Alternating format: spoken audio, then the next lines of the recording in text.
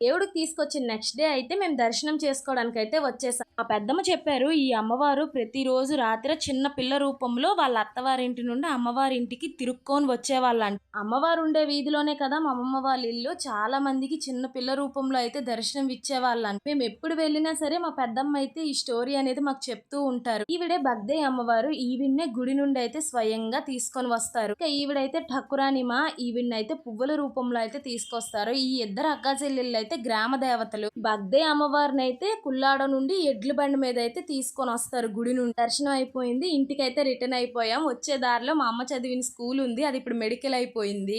ఇంకా ఈవినింగ్ అయితే అమ్మవారిని రోజుకొక వీధిన అయితే ఊరేగిస్తారు. ఊరంతా పెద్దక్కనైతే ఇలా రథం పైన కూర్చొని మించి ఊరేగిస్తారు. పువ్వుల రూపంలో తెచ్చిన అమ్మవారిని అయితే ఘటాలుగా చేసి ఊరేగిస్తారు. 5 ఘటాలన్నమాట ఇవి. మన ఇంటికి ఆడపిల్లలు వస్తే ఎలా లక్షవారం వదలమో, ఇక్కడ కూడా దేవుడిని లక్షవారం అయితే ఊరేగించరు.